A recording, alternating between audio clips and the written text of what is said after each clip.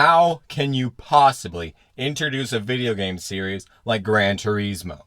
Ambitious undermines the scope that the franchise has reached in its nearly 20-year existence. The game has gone from one that had barely 100 drivable vehicles to a colossus housing over 1,000. They have pushed the PlayStation consoles beyond limits conceived by developers of the past. And they've introduced gamers worldwide to the wonders of auto racing, as well as GT Academy, who has produced actual racers that have gone on to compete in the 24 Hours of Le Mans. What more could be said? It all started in 1992 when a team of 7 developers came together, and once 1997 rolled around, the original game Gran Turismo was released in Japan, and a year later in North America. The critics went mad, giving the game unbelievable ratings. Since then, 5 more main releases were developed along with several miniature products and handheld ports. Since I only have the main games, I will be limiting this review to Gran Turismo 2 to 6. So what is it about these games that struck a chord with reviewers? And how has this stigma stuck for nearly 20 years? There's only one way to find out. This is the Review Every Game I Own Challenge. And this is the Gran Turismo Series Review. Since this isn't a traditional review, so to say, I won't be doing the usual 6 categories thing throughout this video, but I will use that blueprint as a basis for my overall scores. So, let's start with Gran Turismo 2. Wait, Kamikaze, why don't you start with the first game? Well, the reason is that simply GT2 is just a bigger GT1 with more content. They run off virtually the same engine, just with more cars and tracks. That and I don't own the original Gran Turismo. Sue me. Gran Turismo 2 is the only PS1 game that I own which comes with 2 discs. One disc houses the main game, which is simulation mode, and the other houses the more simple arcade mode. Gran Turismo 2 begins by throwing you right into the career mode without a word. You have $10,000 to your name and over 600 cars at your disposal. What do? Why, you purchase the best car you can purchase for $10,000. To buy cars, you roam around the main screen and pick one of the cities. Whichever city you choose refers to an area of the world. For example, East City houses all of the Japanese automakers. Well, that makes sense. What doesn't make sense are the rest of the cities. The North City houses British automakers and German automakers, but the West City houses automakers from the rest of the contingent European countries. I don't think that's how a map works. You also have to go to South City to find American automakers. Okay, that's more reasonable. At least America and Antarctica start with the same letter. Maybe they just got confused. I know this is very nitpicky, but it really does not need to be this difficult to navigate to the automaker you want to buy from. Hey, speaking of buying from an automaker, once you've purchased a car, you have to access the vehicle's manufacturer page to upgrade it. Now that's unnecessarily tedious. The best part about this is when you win a prize car, you'll have no way of finding out which manufacturer produced it until prodding around every Japanese automaker. Fun! Tuning shops are easily the most difficult menus to reach, since they're not included in the menu shortcut system at the top left corner of the screen. Future Gran Turismo games realize that it's 1,000 times easier to just make a tuning shop as a menu of its own. And yes, I know, I'm really nitpicking here, but have you tried navigating these menus trying to search for a certain manufacturer? Well, now that all that's out of the way, let's get to the good stuff. This is the race menu. It contains every race in the game except for the one make races, which once again, you have to find the specific automaker to reach. You're allowed to preview the track you're about to go to, along with potential prizes available. See that number next to the go button? That is the power limit for the race you're trying to enter. This prevents you from bringing a casual Tom Supra to the Sunday Cup. This isn't a bad thing. It keeps the racing competitive and not just you pacing a field of go-karts. However, make absolutely sure you are at the threshold of that power limit, because that number is not a recommendation. It is a requirement. This game is brutal. Some races are easy, all things considered. Problems arise quickly once you get into faster cars. Rear-wheel drive cars are easily the more competitive, but are far more difficult to drive. Front-wheel drive cars handle much easier, but when you line them up against other cars with similar HP, yet different drivetrains, the rear-wheel drive cars will eviscerate the front-wheel drive cars. It is really a game of inches, and if you aren't racing to win the whole time, you're gonna lose. This game will not hold your hand. It throws you in with some chump change and says, hey, go race. If you go and buy the wrong car to begin with, you're kinda screwed. Some cars are so garbage, they honestly shouldn't be in the game. I remember the first time I played through Gran Turismo 2, and I had to start over because I bought a car with 38 horsepower and ran out of money. Because once you buy a car, you can only sell it for about 10% of its original value. Now that is some depreciation. This left me with no money for upgrades or a new car. Now, that's not cool. On the bright side, if you ever do manage to win a race, odds are you're gonna randomly end up with a bonus prize car. Most of these are utter trash, but if you're looking to find a car with minimal HP so you can upgrade it without putting several $1,000s down on a new car, the option is there. This is the meticulous nature of Gran Turismo, even throughout the years. Start small, win some cars, amass a fortune, upgrade what you have, and repeat until endgame. It can be really satisfying winning a race you couldn't before once you've gotten an upgrade. You know what? Winning any race in this game is really satisfying. What's better than drifting in a race car while Rob Zombie is blasting? The sound in this game is on point. Nearly every car has a unique sound to it. That's 600 different engine sounds. Nice. Now, let's take a look at the game, like actually visualize what's going on. Like I said, this game is pretty much just an expansion of the original Gran Turismo. It plays the same and it looks the same. For 1997 standard, this game is pretty sexy. Yes, you can barely read any word on the screen if you don't already know what it is. And yes, once cars start to pull away from you, they resemble more towards gelatin than race car, but look at some of the other games released around the same time. I can really only draw a comparison to something like the Test Drive series or NASCAR 98. In either comparison, I'd say Test Drive 5 definitely has more crisp detail, but Gran Turismo has hundreds more cars to manage. The fact that the cars look this nice, even with the outstanding amount of data in the discs, is kinda incredible. Since we're discussing details, how about the detail put into this game? Endurance races introduce tire wear into the equation. Tire wear in racing games can be a vital component at times, and every racetrack has a pit road for this very reason. Tire wear wasn't even really needed for a game like this when it was released.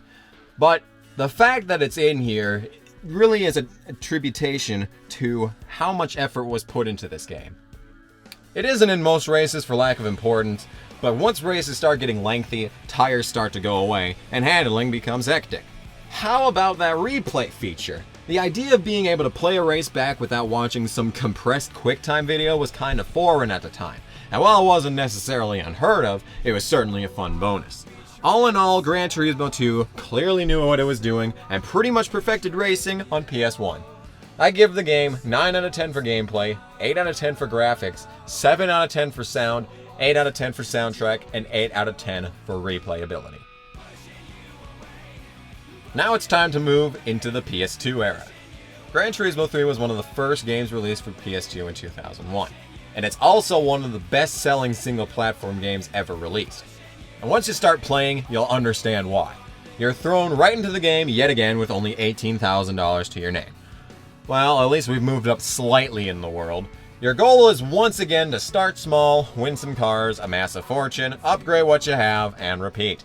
This time, however, there are far fewer cars at your disposal.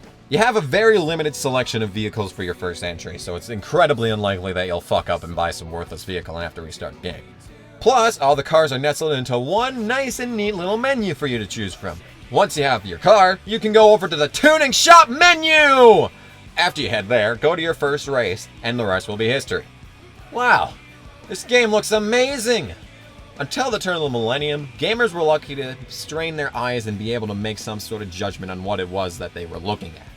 Now we have cars that actually look like cars, people that actually look like people, pizzas that actually look like pizzas.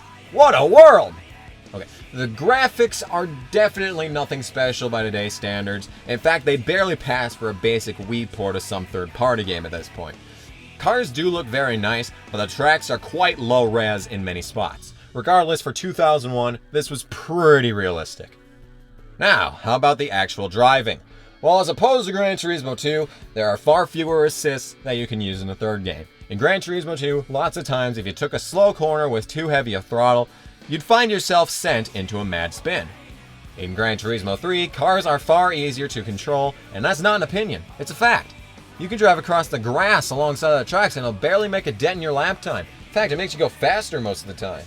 The diverse race menu makes its return in Gran Turismo 3. Now, leagues are broken up into beginner, amateur, and professional tiers, as well as the rally and endurance races. There's one glaring issue with this setup, however.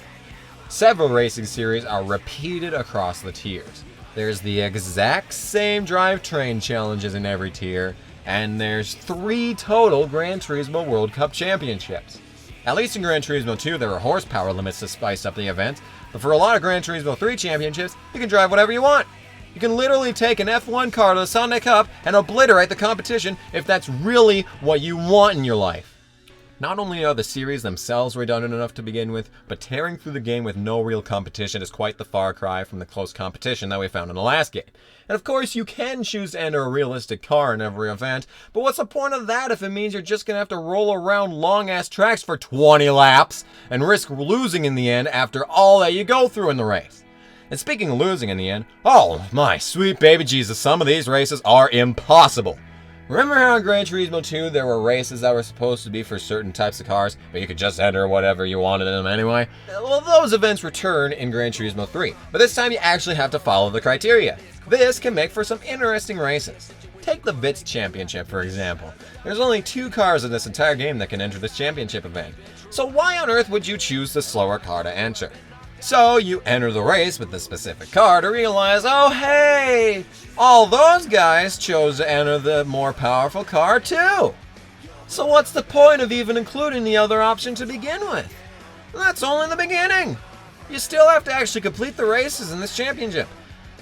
I'm not even joking around when I say that the VITS Championship in the Professional League in Gran Turismo 3 is one of the most challenging events that I've ever managed to complete in my gaming career. I'm serious. I completed Formula Gran Turismo Championship way before completing even the first race in the VITS Championship. And take a look at this. I still can't be bothered with the race's special stage Route 11 that championship. Fuck that shit. Man, I hate this track. It's annoyingly technical, and the game seems to have a hard-on for it since we go here often. Same with the Monaco track. That's right, the actual Monaco F1 track makes an appearance in this game, which is terrible since we have to go here so often, and usually the race is 5 laps longer, so it's just another 10 minutes of our lives we have to race rolling around. And oh my god, don't even get me started on the Roadster Challenge. This series is legitimately cheating. First off, it's hard enough to begin with. I don't know what kind of voodoo magic I pulled off to actually win this race at Grand Valley, but I did!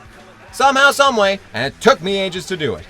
I went through a Cobra and a Griffith 500 trying to win this race, and none of it worked for the longest time. I initially purchased the Griffith 500 since it's the fucking car that gives you the runaround every time you run this race, but I never found the golden setup or whatever fighter jet engine that actually allows you to replicate what that AI driver can do. And take a look at this. This is the list of cars that are allowed to enter in the Roadster Challenge events. Now take a look at this. Does something seem out of place? That's right, the game will actually spawn cars outside of the boundaries that the game itself sets. How is any of this even fair? I guess it's fair game in all honesty, especially for all those times you took race cars to an event that did not constitute taking the race car to it. Don't lie, you know you done it. All in all, once you look past the game's limitations, such as the amount of cars and the amount of tracks, as well as the subpar scenery and bullshit races and... Okay, so there's a lot of drawbacks, but one thing that isn't a drawback is the foundation that Gran Turismo 3 set for future Gran Turismo games, namely Gran Turismo 4. I give the game 9 out of 10 for gameplay, 8 out of 10 for graphics, 9 out of 10 for sound, 8 out of 10 for soundtrack, and 6 out of 10 for replayability. Now, let's look at Gran Turismo 4, which came fittingly 4 years after Gran Turismo 3's release. So this game was supposed to be a revolutionary remastering of what Gran Turismo had built over the tenure of its existence. They said more cars! They said more tracks! And what did we get? We got a pretty good game. Look at this game. Look! Look at it! It's like an art exhibit hanging in a museum. This game is one of the first ever to play in full high definition. And my god, did they ever push it to the limit. Alright, enough gawking. So how does the game actually play? Well, in all honesty, it's really just Gran Turismo 3 again, with a couple of tweaks and more content. Gran Turismo 4 was made in a pretty similar vein to Gran Turismo 2, where it was pretty much just an update to its predecessor. There are a couple differences in gameplay. The cars are definitely more heavy. They don't slide around the track as much as they did in Gran Turismo 3. They feel far more locked into place. There's also an added fuel gauge and nitrous meter, both of which deplete after extended use. Beyond that, it's pretty similar. Now, let's move back to the menus, because you know I gotta nitpick the menus. Well, the home menu is nice. You have every car in one spot for you to sort through and look at them. By the way, in Gran Turismo 2, you can't sort your garage. You just kind of have to look through the mess. In Gran Turismo 3, you had a sort feature, but not very many sorting choices, and you could only order in descending order. In Gran Turismo 4, you can sort up and down and all around to find exactly the car you're looking for. Now for the world screen. Annoyingly, once again, we find that car shops are scattered all over the place.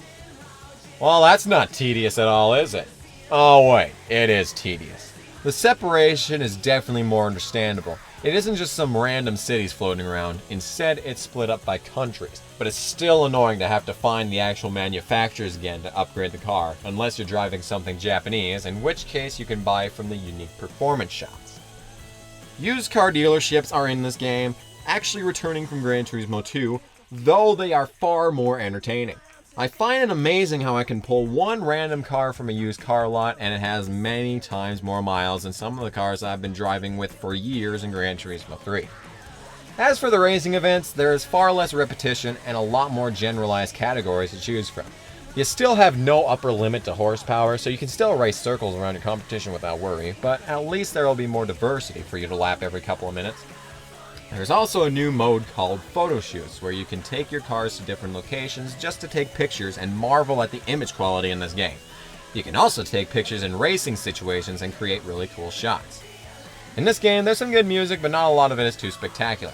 It has the song Funny Little Feeling, which is just fantastic, and I love every fiber of this game for doing so, but that's a highlight, honestly. There is one other song in this game, however, that's just an anomaly.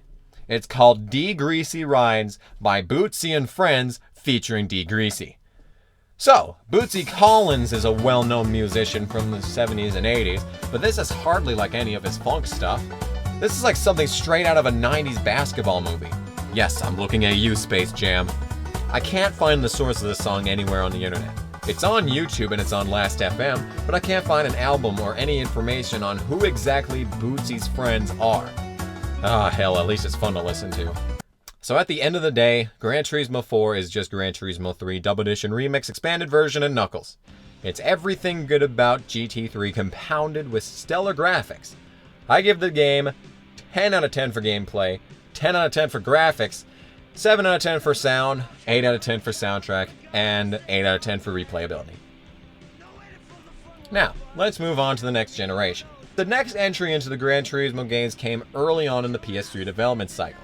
It's literally what Gran Turismo 1 and 3 were, but this time they title it more appropriately. Gran Turismo 5 Prologue. This was an absolute bare-bones first impression of what Falafoni Digital had in store for people in the coming years. There were few cars, few tracks, and few logical connections. We'd have to wait all the way until 2011 to actually get our hands on the final product. Gran Turismo 5. Over 1,000 cars, more tracks than ever, and a complete restructuring of the series just like Gran Turismo 3 before it. What could this game be like? Well, let me tell you. This game is the Gran Turismo to play. I'd always recommend Gran Turismo 3 or 4 if you want to jump into the series for the first time, but if you've ever played a Gran Turismo before, then buy this game. It encompasses everything that makes Gran Turismo and expands upon it. In this game's heyday, nothing was impossible. let's start talking about this piece of artwork. It is true, there are over 1,000 cars in Gran Turismo 5. There's so many cars that I don't know if anyone anywhere could have possibly driven every single one of them in a race yet. The used car shop returns for the third time, and unlike Gran Turismo 4 where there's several of them, there's the easy access solitary menu to get used cars. Now that's more like it. Once again, the new cars are put together into one simple menu, which is just so wonderfully convenient, and the tuning shop has its own menu again, too. Never really talked about GT Auto in this review yet. Well, GT Auto is where you go to do the most random of car upkeep in Gran Turismo. You can go through a car wash and change the car's oil, but you can also get bodywork done in the later games. Every iteration of Gran Turismo added some new feature to GT Auto, and it just makes things that much more interesting. Now, let's look at the garage menu. Well, it's a step down from Gran Turismo 4 to say the least. Now, there's premium cars and standard cars. Premium cars are the cars that you buy at the new shop, and standard cars are the cars that you can buy at the used car shop. The only differences here is that there's a detailed cockpit view, and you can only take premium cars to photo shoots. I don't know why. I guess the photographers in this game have much higher standards than before, but whatever. You can still take pictures in the middle of races, so it's all good. Alright, time for some races. And man, does this game have races. There's enough content here for you to race for well over 500 hours. Leagues are split up in a similar fashion to what GT4 did, and there isn't redundancy. Oh wait, I lied, there is redundancy.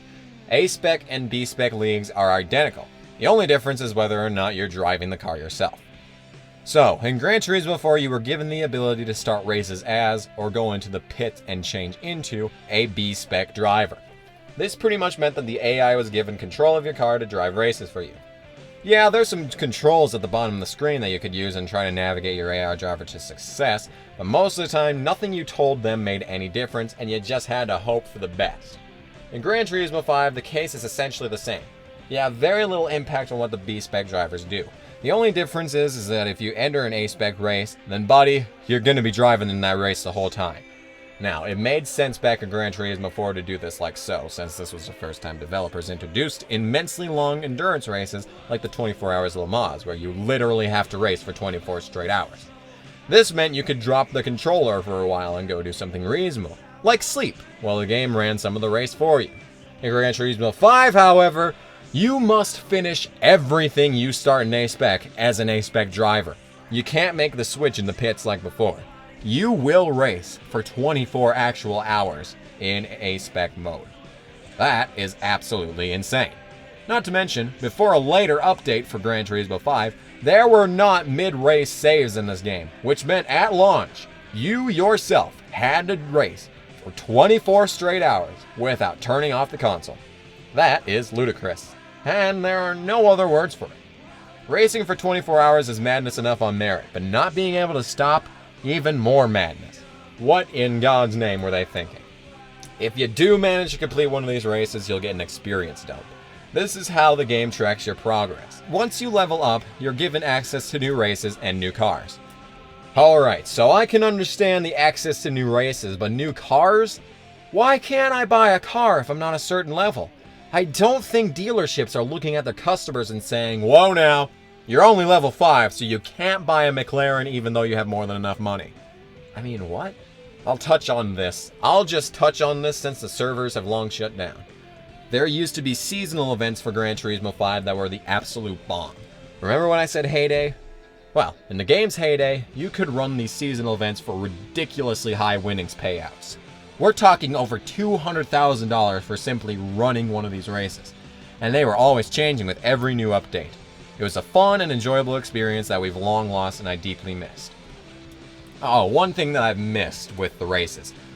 There are special events that you can enter and really show off your skills. These are also locked by level ups, and some of them are very creative, such as the Sebastian Loeb rally races and even the Jeff Gordon School of Driving. That is not Jeff Gordon, that is a hideous monster. This also introduced the Red Bull Racing X 2010. This car is an amalgamation of speed. It was the game developers and Red Bull's collaboration to create the most powerful and quick race car to ever exist. And there is a driving challenge for it. You know how this game has a trophy for gold standard, which means literally everything in this game you must have a gold trophy in? No, actually. That's not possible in these races. These cars are horrendously powerful. And you actually need to be a skilled driver to be able to wheel one of them. It takes a lot, but when you finally do accomplish it, you will feel very, very special indeed. So now let's discuss that soundtrack, because you know we gotta. Now, Gran Turismo games have had great soundtracks in the past. Like I said, Gran Turismo 3 had Lenny Kravitz, Judas Priest, Junkie XL, and lots of other names. While Gran Turismo 4 had some really obscure alt-rock tracks that you'd never have heard in your life if it weren't for the game. Gran Turismo 5, well, I don't even know how to describe this game's soundtrack. It seemed like they were trying to go for an artsy-fartsy soundtrack to make this game more elegant or something. Look, the crazy music from the PS2 era games are what made the races that much more enjoyable. If it weren't for the song Panama at the start of the Gran Turismo 4 intro screen, there would be absolutely no reason to even think about the game Gran Turismo 4. It was cheesy, it was potent, and it was fun. This game just seemed like it was trying to feel like a rich person simulator than it did a racing simulator. The one positive takeaway is that this was the first game to incorporate the custom soundtrack feature, where you can listen to music off of your system while driving. It can really make 24-hour-long races far more interesting. But the only problem with that is that a lot of time, if you restart a mid-race save, the custom soundtrack might not load, and you're stuck with this game's quite honestly garbage pile of music. You may have noticed that I really haven't deviated from the career mode section of Gran Turismo games yet, and I have my reasons. Arcade mode in Gran Turismo is really just for people who haven't gotten far into career mode and want to try out some new cars early on, or if you're playing split screen. Gran Turismo 5 does something completely different, however. Gran Turismo 5 has a custom track creation software. This can be so much fun, I can't even describe it. You could spend years of your life just creating random tracks in this mode, and the best part was that once you made a track, you could take it into the online mode of the career. This alone makes me want to go back and play this game some more, because there is no end to the creativity here. It's just another reason why Gran Turismo 5 is a must-play for fans of racing games. All in all, I give the game 9 out of 10 for gameplay, 10 out of 10 for graphics, 8 out of 10 for sound, 6 out of 10 for soundtrack, and 9 out of 10 for replayability. Now we finally made it to present day, sort of. Gran Turismo 6. Alright, can I just say that Gran Turismo is the most beautiful franchise of games I've ever played? It's pretty fucking sexy, not gonna lie. Alright, so what's this game's deal? Well, for the most part, it's just a continuation of Gran Turismo 5 like all even-numbered sequels were to their predecessors. It was released only 2 years after Gran Turismo 5, which is one of the shorter development cycles for Gran Turismo. It really doesn't add anything you're missing out on if you played Gran Turismo 5. Most cars from Gran Turismo 5 return, and there aren't too many new cars to really press you into buying the game. The gameplay is similar to Gran Turismo 5 so much that if you watch footage of the two games side by side, you can tell only the real difference is the shifting body weight of the cars themselves. Gran Turismo 6 really does switch things up for career mode now. It's ranked based off of your racing licenses. Yep, racing licenses. These have been in the game since the very beginning, and it's supposed to teach you how to race properly. I hated them with all my heart when I was little, and I hate them now just because they're tedious to get through.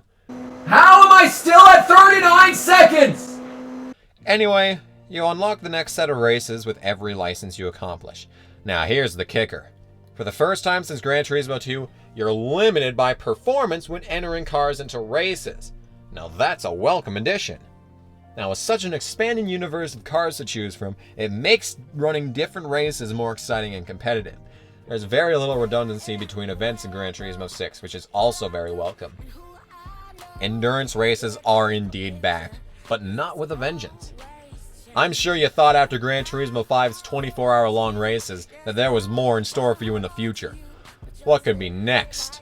50 hours? 100 hours?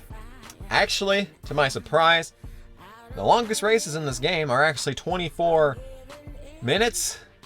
That's right. Endurance races are noticeably shorter than before. Hell, they're even shorter than Gran Turismo 2 endurance races. I've never spent more than a single hour on a single race in this game before, because that's just how short they are. And this is a very welcome addition after the insanity of the last game. You can have mid-race saves, but they're really pointless now that we get these races done in reasonable fashion. I like the novel idea of being able to accurately simulate an entire 24-hour long race, but when you actually have to put up with it, it's just unnecessarily tedious. That's the only word I can use to describe it. Tedious. Gran Turismo 6 does it right. Now, what about B-Spec mode? I think B-Spec in Gran Turismo 6 is the best execution of B-Spec in any Gran Turismo game up to this point. It gives you the option for doing it for any or every race in the game. Gone are the two entirely separate menus that you have to complete both of to get 100% game completion. Not only that, but Gran Turismo 6's B-Spec mode is the most interactive of any I've ever seen. You can't expect to ride around and your AI driver will do the racing for you, especially with the power limits. Instead, you have to give real-time commands to your AI driver. Yes, this is exactly what you did in Gran Turismo 4 and 5, but here it actually looks and feels like what you tell your driver will change what they do on track. You need to be watching out for your AI driver at all times, which when you think about it makes you wonder why you don't just run every race yourself to begin with, but it's still an easy and enjoyable way to progress through the game. So you may have noticed that I really haven't focused on too many gameplay negatives, and that's because I thoroughly enjoy the engine and the driving physics and really just about everything to do with the game. But there are indeed definite drawbacks. For one thing, every Gran Turismo game has virtually no damage model implemented into it. Now I know there are some marks and little bits and pieces of damage that you can get, but when you fly into a wall at 200 miles an hour, your car doesn't explode into smithereens.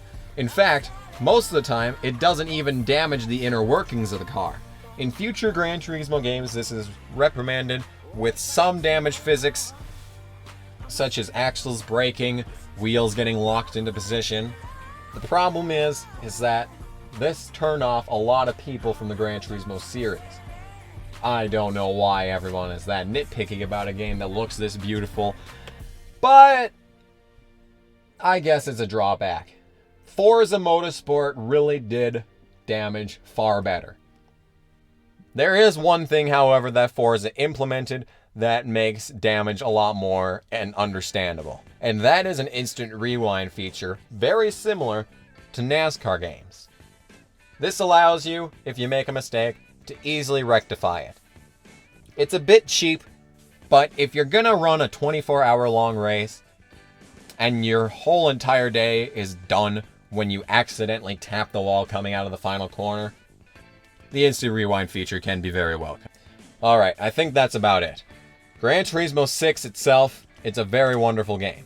I know I said that Gran Turismo 5 is the go-to game for any racing player, but Gran Turismo 6 is honestly the better game. The game does have a track builder built in, but I've never actually been able to access it, mostly because I'm too lazy to update my game, but online stuff is pretty lackluster compared to Gran Turismo 5. Considering the online gameplay, it's pretty lackluster compared to Gran Turismo 5. The seasonal events will never be the same. At the end of the day, I still enjoyed playing through Gran Turismo 5 more than Gran Turismo 6, but Gran Turismo 6 is definitely the superior game.